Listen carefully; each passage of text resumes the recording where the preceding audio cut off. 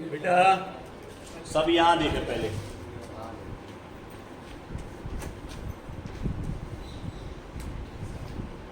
आज हम जो पढ़ने जा रहे हैं बेटा topic,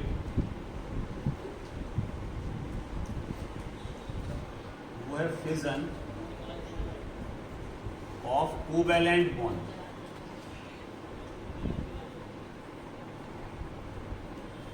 fission of covalent bond. इसमें आपने दो तरह का फिजन देखा। सबसे पहला होमोलाइटिक फिजन।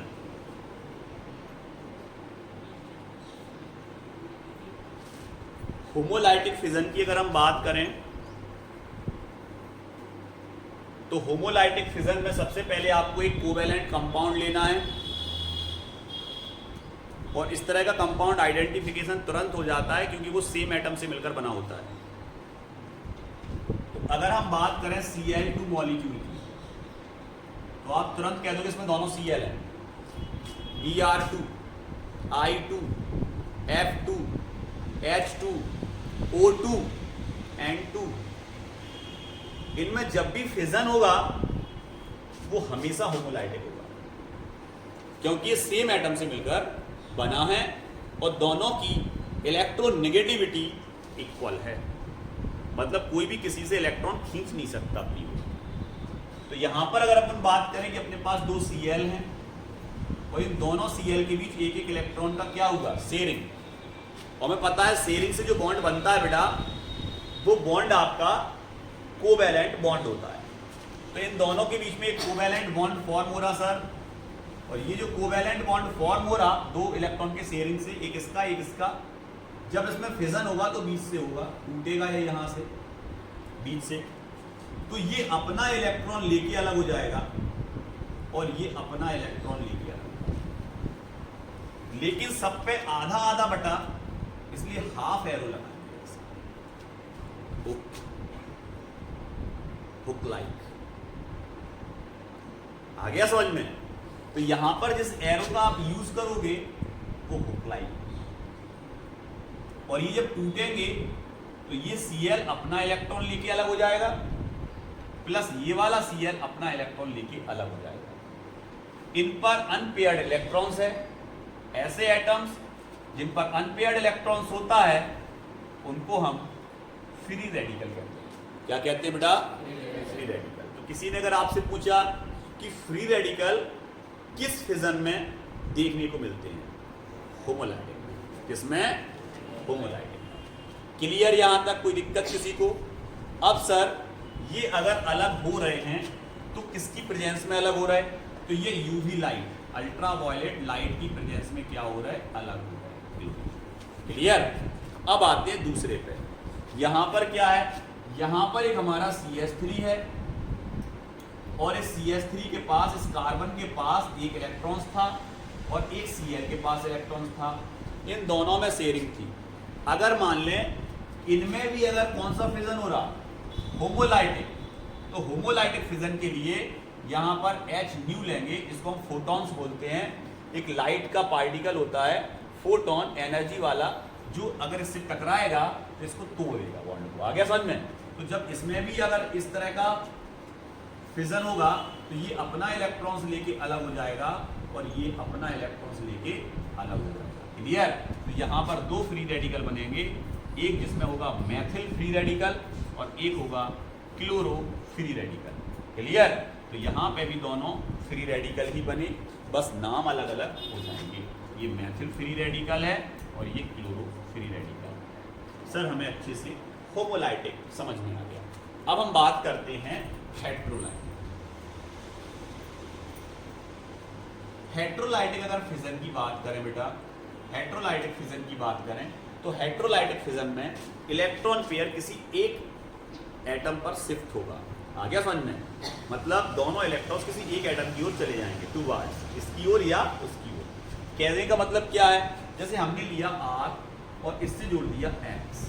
अब ये RX क्या है, बात बताएंगे। R का एक इलेक्ट्रॉन और X का एक इलेक्ट्रॉन, और इसमें कौन सा वो हो रहा, फिजन हो रहा बेटा? हेट्रोलाइटिक। तो जब इसमें हेट्रोलाइटिक फिजन होगा तो हो सकता है कि ये पूरा इलेक्ट्रॉन पेयर X पे शिफ्ट हो जाए।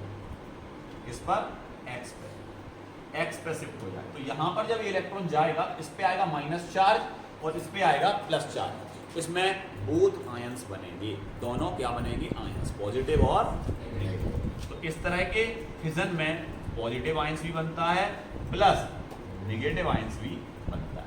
क्लियर? तो जो पॉजिटिव आयंस होता है इसको बोलते हैं हम कैटायन, कैटायन, और इसको बोलते हैं एनायन।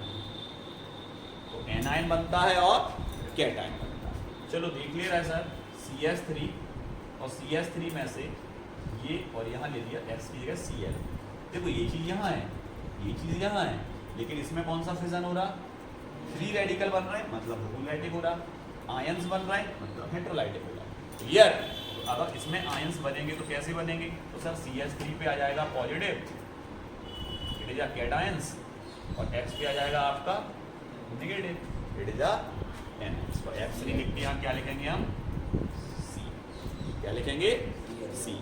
कि Cl के पास 8 इलेक्ट्रॉन्स हैं, क्योंकि ये इसके पास वैसे तो 7 थे लेकिन ये इसका मिल गया ना तो 8 हो गए, इसके पास पूरे 8 इलेक्ट्रॉन्स हैं। क्लियर?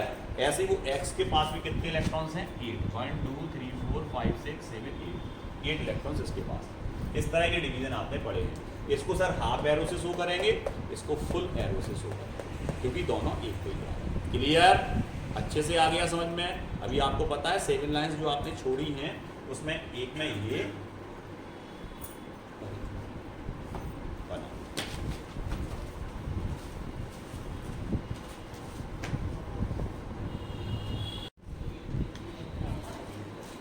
इधर देखो बेटा, यहां तक हमने समझ लिया था ना बेटा, फ्री रेडिकल तक किससे बनते हैं, होमोलाइटिक फिजन से। क्या बनते हैं, फ्री रेडिकल। फ्री रेडिकल वो होता है इस पे अनपेयर्ड इलेक्ट्रॉन्स होता है इसका। क्लियर? अब फ्री रेडिकल डिटेल में पढ़ेंगे, ठीक है?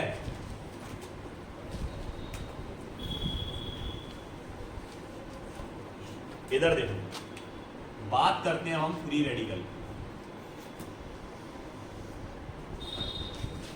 तो फ्री रेडिकल ऐसा ग्रुप या ऐसा एटम जिसके पास हैविंग अनपेयर्ड इलेक्ट्रॉन्स, जो कि क्या रखता है बेटा, अनपेयर्ड इलेक्ट्रॉन्स रखता है, वो क्या कहलाता है आपका, फ्री रेडिकल। जैसे लाइक दैट CH3 पे 1 अनपेयर्ड इलेक्ट्रॉन्स, कॉमा Cl पे 1 अनपेयर्ड इलेक्ट्रॉन्स, ये दोनों क्या है, फ्री रेडिकल है। क्लियर? जिसपे अनपेयर्ड इलेक्ट्रॉन्स वो free radical. Types of free radical 3 type, primary, secondary, tertiary. सबसे पहले हम प्राइमरी की बात करते हैं सर। प्राइमरी फ्री रेडिकल कैसा होगा, तो आप कह दोगे सर प्राइमरी फ्री रेडिकल, जैसे मान लो ये आपके पास 4 C हैं, सबको पता, इससे कितने H जुड़ेंगे, 3, क्योंकि इसके 4 बॉन्ड होना चाहिए कंप्लीट। इससे कितने H जुड़ेंगे, 2, इससे 2, इससे कितने जुड़ेंगे, 3, ये बन गया। अब यहाँ फ्री रेडिकल तब बनेगा जब यहाँ से एक H अपना इलेक्ट्रॉन लेके अलग हो जाएगा, तो फिर इस कार्बन के पास भी अपना इलेक्ट्रॉन आ जाएगा और ये बन जाएगा CH2। एक H निकल गया। क्लियर? एक H निकलने पर इस पर क्या आ गया, अनपेयर्ड इलेक्ट्रॉन, वो H अपना लेके इलेक्ट्रॉन निकल गया। क्लियर? ये क्या बन गया, free radical. It is a primary free radical. अब बात करते हैं सेकेंडरी। सेकेंडरी फ्री रेडिकल कैसा होगा, तो अगर हम बात सेकेंडरी फ्री रेडिकल की करें तो सेकेंडरी फ्री रेडिकल ऐसा होगा, इसमें 2 C ऐसे जुड़े होंगे किसी एक कार्बन से, ऐसे। ये सेकेंडरी फ्री रेडिकल है। आ गया समझ में? इससे कितने H जुड़ेंगे सर, 3, इससे कितने H जुड़ेंगे सर, 3, इससे कितने H जुड़ेंगे सर, 2, इससे कितने H जुड़ेंगे, 2। ये कौन सा रेडिकल हो गया आपका, secondary radical. Clear? Secondary radical क्यों,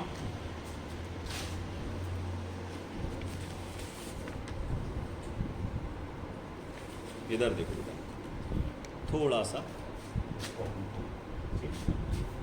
सेकेंडरी रेडिकल मतलब एक कार्बन से जो फ्री रेडिकल है उससे 2 ऐसे जुड़े, तो एक से जुड़े हैं 2 कार्बन और एक से जुड़ा है 1 कार्बन, ये सेकेंडरी फ्री रेडिकल है, क्योंकि जिस कार्बन पे अनपेयर्ड इलेक्ट्रॉन से उससे 2 कार्बन जुड़े। आगे समझते हैं सेकेंडरी होगा, 3 जुड़ते तो टर्सरी। चलिए तो टर्सरी कैसा बनेगा, ऐसा, ऐसा बनेगा सर टर्सरी, ये टर्सरी। इसको हम 3 0 भी बोल सकते, इसको हम 2 0 भी बोल सकते, इसको हम 1 0। क्लियर? कितने कितने हाइड्रोजन जुड़ेंगे इससे? 3, इससे 2, इससे 3, इससे कितना हाइड्रोजन जुड़ेगा? केवल 1, क्योंकि एक तो अनपेयर्ड इलेक्ट्रॉन्स वाला है। इससे कितने जुड़ेंगे? केवल अनपेयर्ड इलेक्ट्रॉन्स। क्लियर? आ गया समझ में? तो कौन सा फिगर कहाँ बनना है ये सबको समझ में आ गया। प्राइमरी में लाइन छोड़ी होगी 3, फिर छोड़ी होगी 5, फिर छोड़ी होगी 5। अभी नहीं बनाना है, पहले समझ लो अच्छे से, ठीक है? क्लियर? आ गया प्राइमरी, सेकेंडरी और टर्सरी। कैरेक्टरिस्टिक क्या है गौर से देखो। इस पे कोई चार्ज है क्या? नंबर 1 फर्स्ट, जितने भी आपके फ्री रेडिकल होते हैं वो कैसे होते हैं बेटा? न्यूट्रल। नंबर 2 कैसे होते हैं? अनस्टेबल। न्यूट्रल होते हैं और अनस्टेबल होते हैं। क्लियर? अनस्टेबल के साथ साथ मोर रिएक्टिव, ये चाहते हम किसी से रिएक्शन करें, कैसे होंगे बेटा? मोर रिएक्टिव होंगे। क्लियर? अब यहां गौर से देखो, इनका पेरेंट्स के नेम पर इनका नेम होता है। पेरेंट्स के नेम पे कैसा? जैसे ये किससे बना, ये फ्री रेडिकल किससे बना, तो आप कह दोगे सर यहाँ पर जब 3 था ना, ऐसा 1 2 3 4, यहाँ 3H, यहाँ 2, यहाँ 2, यहाँ 3, तो सर ये ब्यूटेन था। क्या था? ब्यूटेन। इसका नाम होगा सर ब्यूटेन फ्री रेडिकल। लेकिन ब्यूटेन नहीं आएगा, H निकलने के बाद क्या हो जाता है? L।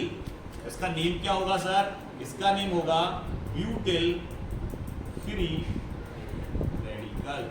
इसका नेम होगा sir butyl free radical. Sir इसमें आइसो लगेगा, क्या लगेगा? आइसो। या इसको आप सेकेंडरी ब्यूटिल फ्री रेडिकल भी बोल सकते हो। सेकेंडरी ब्यूटिल फ्री रेडिकल, इसको क्या बोल सकते हो? तो सब समझ गए। Tertiary butyl free. क्लियर? आ गया समझ में? अगर ये इसको क्या बोलेंगे हम? Sir it is a Maithil free radical. Maithil से बना ना सर, इसको क्या बोलेंगे हम? Ethyl free radical. एथिल से बना। इसको क्या बोलेंगे हम? Propyl free radical. नाम किसके आधार पे आ रहा? उसके पेरेंट्स के आधार पे, जिससे वो बना। ये मैथिल से बना तो मैथिल फ्री रेडिकल, एथिन से बना तो एथिल फ्री रेडिकल, ये प्रोपेन से बना तो प्रोपिल फ्री रेडिकल। तो नाम समझ गए कैसे देते हैं? अब यहां देखो तीसरी चीज, वो क्या कह रहा कि इस फ्री रेडिकल के अंदर जो कार्बन होगा, वो कार्बन हमेशा किस कंडीशन में होगा बेटा? sp2 hybridised. इस कंडीशन में होगा वो sp2 संकरण करेगा, sp2 हाइब्रिडाइजेशन शो करेगा। चाहे ये वाला कार्बन हो, चाहे ये वाला कार्बन हो, या ये वाला कार्बन हो, तीनों कार्बन कौन सा हाइब्रिडाइजेशन शो करेंगे बेटा? sp2। ये आपने लिखी है इसकी प्रॉपर्टीज। क्लियर? अब आते हैं आगे फ्री रेडिकल की कुछ रिएक्शंस हमने। अब बात करते हैं स्टेबिलिटी की, कि इनमें से स्टेबल कौन होता है। तो जिस कार्बन पे अनपेयर्ड इलेक्ट्रॉन्स होता है, उससे जितने ज्यादा कार्बन जुड़े होते हैं उसकी स्टेबिलिटी उतनी ही ज्यादा होती है। मतलब इसे कुछ नहीं होने देंगे ये तीनों, इसकी स्टेबिलिटी ज्यादा है, क्योंकि इसकी सहायता के लिए 3 मैथिल ग्रुप हैं। क्लियर? इसकी सहायता के लिए कितने मैथिल हैं? एक मैथिल है और एक एथिल है, 2 ग्रुप हैं। इसकी सहायता के लिए केवल एक ही ग्रुप है आगे कार्बन। आगे समझ में? तो जितना कार्बन का सपोर्ट होता है ना, उतनी फ्री रेडिकल की स्टेबिलिटी बढ़ जाती है। तो सबसे ज्यादा स्टेबल कौन होगा? अगर हम स्टेबिलिटी ऑर्डर देखें, स्टेबिलिटी ऑर्डर देखें बेटा, स्टेबिलिटी ऑर्डर, स्टेबिलिटी ऑर्डर देखें तो सबसे ज्यादा सर मोर स्टेबल होगा ये वाला। मतलब हम यहाँ ये लिख दे रहे हैं, आप ये बनाओगे। सबसे ज्यादा मोर स्टेबल 30, उसके बाद सर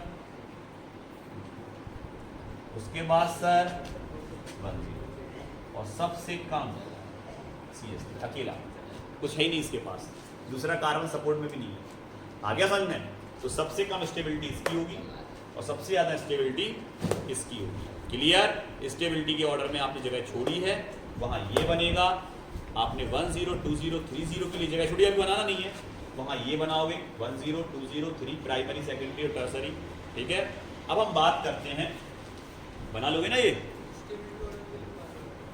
स्टेबिलिटी ऑर्डर के लिए 3 लाइन छूटी है, नहीं छोड़ी? स्टेबिलिटी ऑर्डर में नहीं छोड़ी? छोड़ी। इधर देखो, अब बात हम करते हैं रिएक्शन ऑफ फ्री रेडिकल। किस पे आ गए बेटा हम? Reaction of free radical. तो रिएक्शन देखते हैं अब हम फ्री रेडिकल की। तो फ्री रेडिकल की अगर रिएक्शन की बात करें हम, तो फ्री रेडिकल की रिएक्शन में सबसे पहले आपने क्या लिखा, आपने लिखा एडिशन। सबसे पहले आपने क्या लिखा बेटा, एडिशन। रिएक्शन देख रहे हैं, एडिशन में क्या लिया हमने, दो फ्री रेडिकल ले लिए। इधर देखो बेटा, इधर गौर से बोर्ड से दिमाग नहीं हटाना है। CH3 free radical plus CH3 free radical, दो CH3 फ्री रेडिकल आए तो इनमें एक एक इलेक्ट्रॉन है तो एक कोवैलेंट बॉन्ड बना लेंगे। क्या बना लेंगे, कोवैलेंट बॉन्ड। मतलब ये ऐसा हो जाएगा CH3 बॉन्ड CH3। अब स्पेशल टाइप की रिएक्शन दूसरी देखें ना, उसमें हम देख रहे हैं, उसका नाम था डिस्प्रोपोर्शियोनेशन। डिस्प्रोपोर्शियोनेशन, ये था उसका नाम, ठीक है, क्लियर। अगर इसकी बात करें हम, डिस्प्रोपोर्शियोनेशन की बात करें, तो यहाँ पर हमने जो रेडिकल लिया है वो लिया एथिल, CH3 बॉन्ड CH2, ये देखिए ये फ्री रेडिकल लिया, एथिल फ्री रेडिकल लिया। इसमें भी दूसरा एथिल फ्री रेडिकल लिया आपने। तो अब होगा क्या, अब होगा ये सर कि यहाँ से ये हमेशा इससे जुड़ेगा और ये हमेशा इससे जुड़ेगा, याद रखना, सेम टू सेम। आगे समझ में, तो समझ गए सर क्या बनेगा। एक तो बनेगा सर CH3 बॉन्ड CH3 ये, प्लस में बनेगा sir CH2 double bond CH2 ये, क्लियर, ओके। थर्ड पे आए हम।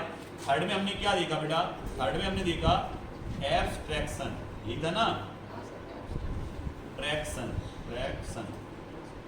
एब्स्ट्रैक्शन की बात करें अगर हम, इसमें कैसा है, तो इसमें कोई फ्री रेडिकल आएगा और अच्छा खासा कोई जुड़ा होगा, उसको हटा के खुद जुड़ेगा। जैसे मान लीजिए कार्बन है, इस कार्बन के साथ कितने हाइड्रोजन जुड़े हैं बेटा, 4, और यहाँ पर एक फ्री रेडिकल आया Cl, आ गया समझ में, और ये Cl क्या करेगा, ये H को हटा देगा, फ्री रेडिकल के फॉर्म में खुद जुड़ जाएगा। तो क्या बनेगा, CH3 Cl और प्लस में क्या हट गया बेटा, H, किसके फॉर्म में, फ्री रेडिकल के फॉर्म में, क्लियर। ऐसा भी हो सकता है और ऐसा भी हो सकता है कि एक H लेके H अलग हो जाए, कौन, Cl, तो क्या बना लेगा, HCl, क्या बना लेगा, HCl। तो जब इसमें से H अलग होगा फ्री रेडिकल के फॉर्म में, तो इस CH3 पे क्या बचेगा, एक इलेक्ट्रॉन बचेगा, तो ये CH3 क्या बन गया आपका, फ्री रेडिकल। इस तरह की रिएक्शन को एब्स्ट्रैक्शन बोलते, इस तरह की रिएक्शन को डिस्प्रोपोर्शियोनेशन बोलते, इसको एडिशन बोलते। आपको ये पता है, जो भी फ्री रेडिकल होगा उसमें कार्बन sp2 हाइब्रिडाइज कंडीशन में होता है, अनस्टेबल होता है, मोर रिएक्टिव होता है, न्यूट्रल होता है, clear, clear, A to Z सबको समझ में आ गया अच्छे से, पूरा फ्री रेडिकल नोट डाउन।